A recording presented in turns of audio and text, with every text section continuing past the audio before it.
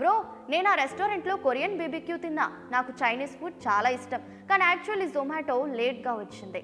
అంతే, వంట చేసే వాళ్ళు తగ్గారు, డెలివరీ బాయ్స్ పెరిగారు. పాలకూర కంటే పన్నీర్ బటర్ మసాలా నచ్చుతుంది, సాంబార్ కంటే షవర్మా బాగుంటుందని పార్సల్ తీసుకుంటున్నారు. డబ్బుతో ఫుడ్ కొనొచ్చు, కానీ ఆరోగ్యం మాత్రం కాదండోయ్. ఫుడ్లో రుచి పెంచేందుకు వేసే కలర్ వల్ల శరీరం బలహీనమవుతుంది. 10 ఏళ్ల పిల్లలకు షుగర్, 25 ఏళ్ల యువకులకు బీపీ.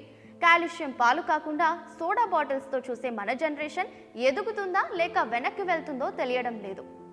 అన్నం తినవద్దని కాదు, కానీ రుచి కంటే ఆరోగ్యానికి మొదట ప్రాధాన్యం ఇవ్వాలి. అవును, మళ్ళీ ఇంట్లో వంట, మళ్ళీ తులసి, అల్లం, ఆవాలు వాడిన చట్నీలు, మళ్ళీ అమ్మ చేతి భోజనం, ఇవే నిజమైన లగ్జరీ. పిజ్జా ఒక్కోసారి ఓకే, కానీ ప్రతిరోజు ఆరోగ్యం కావాలంటే మన పాత అలవాట్లే కాపాడతాయి. ఇప్పటి ఫుడ్ చూసి నాలుక నవ్వుతుంది, కానీ వాంతులు రావడమో హాస్పిటల్లో చేరడమో అవుతున్నప్పుడే అర్థమవుతుంది మనం ఏం చేస్తున్నామని. అందుకే అమ్మ వంట, అప్పటి వాళ్ళ పద్ధతులు ఇవి మామూలుగా కనిపించవచ్చు, కానీ ఇవే మన జీవితం నిలబెట్టే మూలాలు.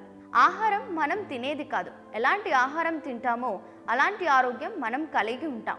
కాబట్టి రుచికి కాదు, రోగ నివారణకి తినండి. అప్పటి ఆహారంలో భవిష్యత్తు ఉందని మరవకండి. సో నేను కూడా మంచి హెల్తీ ఫుడ్ తినడానికి ట్రై చేస్తాను, మీరు కూడా ట్రై చేయండి.